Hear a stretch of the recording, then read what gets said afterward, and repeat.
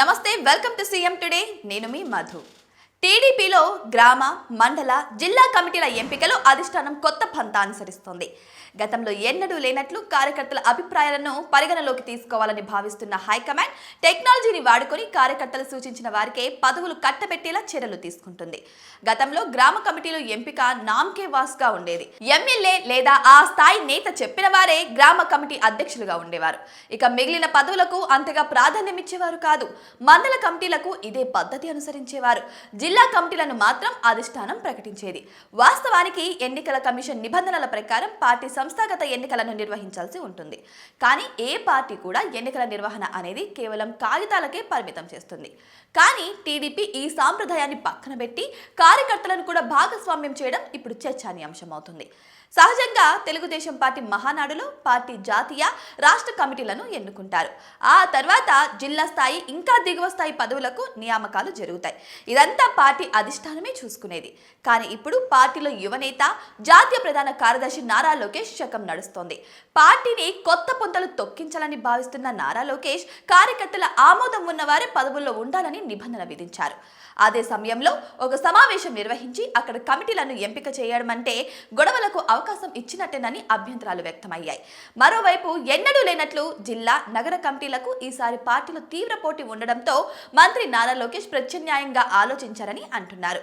అయితే ఎన్ని అడ్డంకులున్నా కార్యకర్తల అభిప్రాయం ప్రకారమే కమిటీల ఎంపిక జరగాలని భావిస్తున్న మంత్రి Nara Lokesh IVRS web link ద్వారా కార్యకర్తలను సంప్రదించి గ్రామ కమిటీలు, ఆ తర్వాత మండల, పట్టణ, నగర, జిల్లా కమిటీలను ఎంపిక చేయాలని పార్టీ వర్గాలను ఆదేశించినట్టు చెబుతున్నారు. దీంతో మంత్రి నారా లోకేష్ సూచనల మేరకు పార్టీ రాష్ట్ర కార్యాలయం నుంచి గ్రామ కమిటీలకు ఎంపిక చేసిన వారి పేర్లతో ఓ జాబితా తయారు చేసి కార్యకర్తల ఫోన్లకు పంపిస్తున్నారు. ముందుగా ఫోన్ చేసి పార్టీ కార్యాలయం నుంచి సమాచారం ఇస్తున్నారు. ఆ తర్వాత వెబ్ లింక్ ఓపెన్ చేసి చూస్తే గ్రామ కమిటీ సభ్యుల పేర్లు కనిపిస్తున్నాయి. వారి ఎంపిక ఇష్టమైతే అప్రూవ్ చేయమని, లేదంటే రిజెక్ట్ చేయమని ఆ కిందనే ఉంటుంది. దీని ప్రకారం కార్యకర్తలు తమ అభిప్రాయాలతో కమిటీలను ఎన్నుకోవడం కొత్తగా ఉందని టీడీపీ వర్గాలు చెబుతున్నాయి.